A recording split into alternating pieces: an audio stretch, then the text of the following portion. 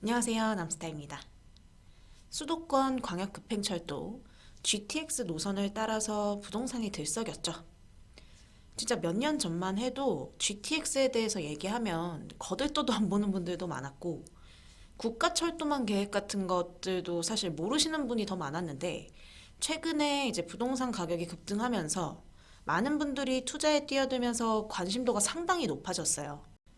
제 유튜브에서 이 4차 국가철도망 구축계획 요약 영상이 조회수가 정말 많았던 것만 봐도 확실히 달라졌다는 걸 느낍니다.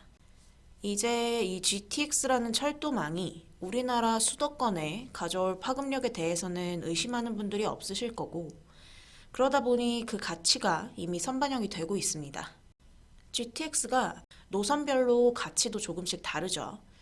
결국 이 GTX 라인 중에서도 강남 접근성이 나오는 노선이냐 아니냐로 가치가 또 다르고 개통 시기나 진행 상황에 따라서도 달라지고 있는데요. 그래서 이 노선별 개통 시기나 진행 상황에 관심 있으신 분들이 상당히 많죠. 어제 국토부에서 GTX 진행 상황 관련 보도자료를 내놨습니다. 노선별로 한번 정리해 볼게요. 결론부터 보면 GTX A 노선은 24년 개통 목표, B 노선은 22년 내에 우선 협상 대상자 선정 목표, 그리고 C 노선은 올해 상반기 실시 협약 체결 목표, 그리고 D 노선인 서부권 광역급행철도는 올해 말 예타조사 신청을 목표로 하고 있습니다. GTX A 노선부터 한번 볼게요. A 노선은 GTX 노선 중에 가장 먼저 착공을 했고 현재 가장 진행이 빠른 메인 노선이라고 할 수 있죠. 19년도 6월에 착공했고요. 이 삼성역을 기준으로 파주 운정 방향과 화성 동탄 방향으로 구간이 나뉘어져 있습니다. 운정에서 삼성까지 구간은 민자 사업이고요. 동탄으로의 구간은 재정 사업입니다. 그래서 파주 운정에서 삼성 구간이 24년 6월 개통을 목표로 진행 중에 있고 동탄 구간이 23년 12월 준공 목표입니다. 24년이면 가장 처음으로 GTX 철도가 A 노선을 달리게 될 텐데요. 그 중에서 지금 삼성역 정거장이 단독으로 개발이 조금 미뤄졌어요. 지난 영상에서 영동대로 복합개발 말씀드리면서 잠깐 언급했던 내용인데 복합 환승시설이 이 영동대로 지하에 개발될 예정인데 이 개발 사업이 28년 준공으로 조금 밀리면서 삼성역 정거장 사용이 28년에나 가능할 것으로 점쳐지고 있습니다. 그래서 지금 논의되고 있는 방안이 영동대로 개발 사업 기간을 최대로 단축시키고 24년에 A 노선이 개통되면 삼성역은 일단 무정차하고 통과하는 방안이 거론되고 있습니다. 그리고 28년 이전에 기존 그 지하철 2호선 삼성역하고 환승할 수 있게끔 하겠다는 방안도 거론되고 있고요. 사실 이 A 노선의 핵심이 삼성역인데 24년 개통에 맞춰서 바로 이용할 수 없다는 점에서 실망하시는 분들도 계신데요. 그렇다고 해도 A 노선이 강남 주요 지역을 통과하는 노선이라는 점에 변함은 없으니까요. 진행사항 알고 그거에 맞춰서 타이밍 생각하시면 될 것 같고요. 다음으로 B 노선 보겠습니다. 송도에서 서울역, 청량리역, 지나서 마석까지 이어지는 B 노선도 A 노선처럼 두 구간으로 나눠져 있습니다. 송도에서 용산까지 민자 사업, 그리고 상봉에서 마석까지 민자 사업이고 용산에서 상봉 구간은 재정 사업이에요. 그래서 용산에서 상봉 구간은 올해 상반기 기본계획 고시가 목표고 나머지 민자 사업 구간은 시설 사업 기본계획 고시가 목표입니다. 재정 구간은 현재 설계 적정성 검토가 완료됐고 사업비 확정되면 기본계획 고시까지 신속히 진행할 계획이라고 나왔고 민자 구간은 이후에 RFP안을 민간투자사업심의위원회를 통해 확정할 계획입니다. 재정 구간이 먼저 착공에 들어갈 수 있을 것으로 보이죠. 다음으로 C노선 보겠습니다. C노선은 작년 6월에 우선 협상 대상자가 현대건설로 선정이 됐죠. 그 후에 실시협약 체결 협상 진행 중이고 올해 상반기 체결을 목표로 하고 있습니다. 그리고 아주 중요한 소식이 나왔죠. GTX C노선 추가 정차역 관련 정말 논란이 많았었는데 어느 정도 일단락이 됐습니다. 왕십리역, 인덕원역, 의왕역, 상록수역에 대해 우선 협상 대상자의 민자 적격성 조사 결과 적격성이 확보되어서 실시 협약에 반영되었고, 이 실시 협약은 향후 KDI 검토, 민투심의 절차를 거쳐서 확정될 예정입니다. 결국 안산시에서는 상록시역 유치를 이뤄냈고, 왕십리, 인덕원, 의왕역도 거의 사실상 확정이 됐다고 볼 수 있겠네요. 그리고 이 외에도 창동역 지하화 관련 등 내용들이 있는데 이건 조금 있다가 국토부 질의응답 기사로 다시 한번 보고요. 다음 D노선 먼저 보겠습니다.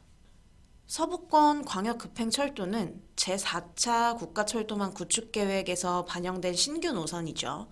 현재 사전 타당성 조사 중에 있고 올해 내로 예타 조사 신청이 목표입니다. GTX A 노선의 지금까지 추진 경과를 좀 보시면 GTX 노선의 타당성 조사가 2009년에 들어갔어요. 그리고 11년도에 제2차 국가철도망 구축계획에 반영이 되면서 그해 예타 조사가 시작돼서 약 3년의 시간이 걸렸거든요. 그 뒤로도 이제 기본계획 고시, 실시계획 고시 등 단계가 많죠. 그 얘기는 이 서부권 광역급행 철도는 이제 시작 단계이기 때문에 앞으로 넘어야 할 산이 굉장히 많습니다. 정말 장기적으로 보셔야 되고 투자 타이밍 잘 생각하셔야 되는 부분입니다. 그래도 지금 워낙 GTX 철도망에 대한 전 국민의 관심이 높은 상황이라 국토부에서도 조속한 추진을 위해서 많은 움직임들이 있을 텐데 그렇다고 해도 이 모든 일련의 과정들을 뛰어넘고 개통될 수는 없는 부분이니까 시간적으로 분명히 여유 가지고 보셔야 되겠죠. 그리고 이제 이 구간별로 추가적인 내용들 잘 정리된 기사가 있어서 하나 보겠습니다. 여기에 궁금하신 내용들이 좀 많이 있을 거예요. 중요한 내용들을 좀 보면 대선 후보들이 서부권 광역급행철도에 대해 국토부 안과 다른 내용을 얘기하고 있는데 바뀔 가능성이 있냐라는 질문에 D 노선 사전 타당성 조사는 올해 11월 돼야 끝나니까 새로운 정부가 들어오면 인수위 과정에서 논의해보는 게 좋지 않겠냐라고 언급을 했습니다. D 노선 관련해서는 앞으로 어떻게 변경될지 아무도 알 수가 없겠죠. 또 C노선 창동역 지하화 관련해서는 지상화가 유리하다고 언급을 합니다. 예산 문제나 환승 편의 차원에서.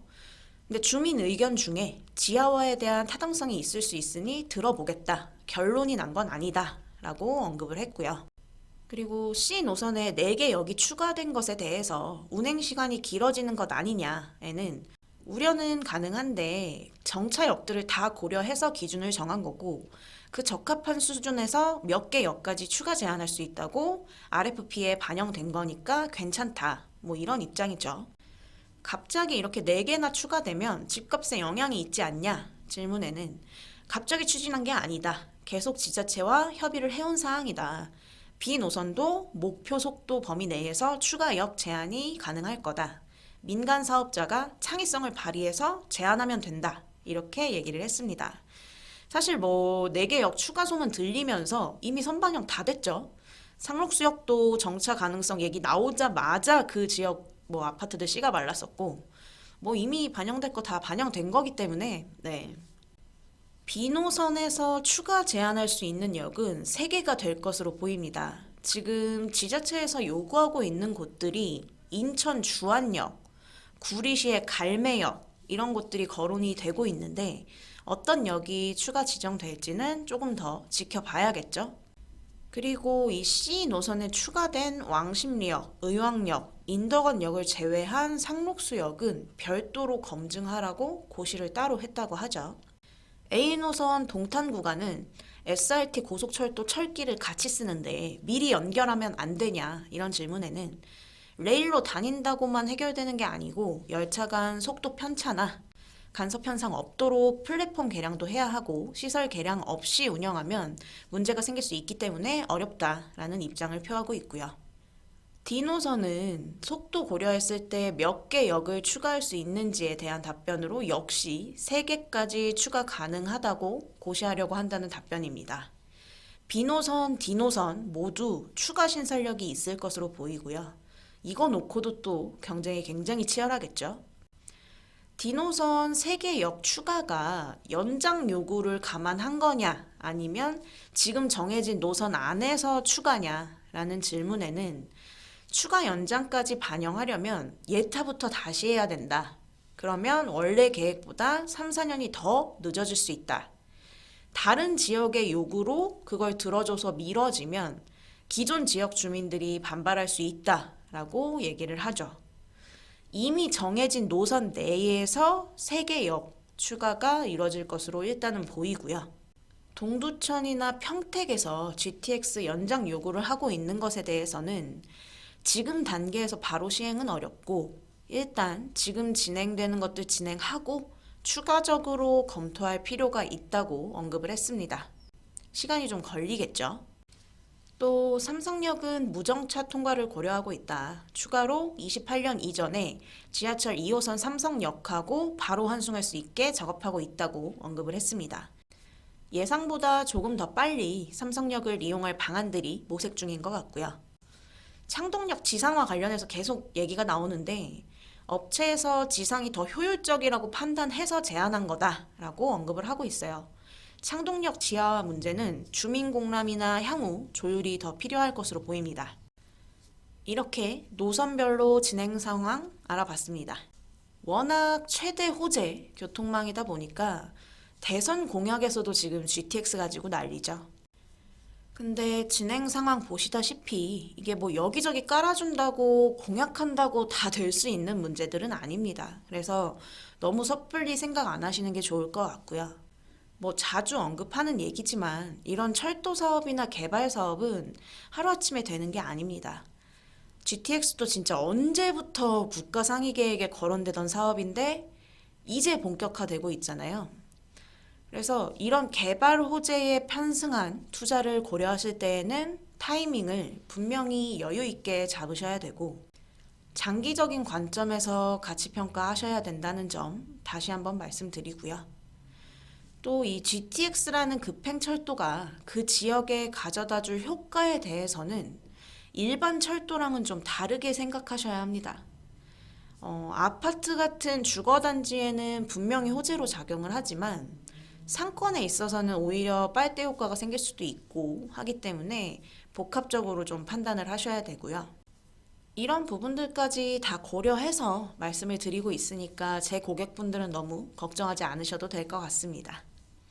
향후에도 이런 대규모 호재들 진행 상황 관련 업데이트 해드릴 내용이 있으면 간단하게 정리해서 말씀을 드릴게요. 오늘 영상은 여기까지 하도록 하겠습니다. 구독, 좋아요 많이 눌러주시면 감사하겠습니다. 남스타였습니다. 감사합니다.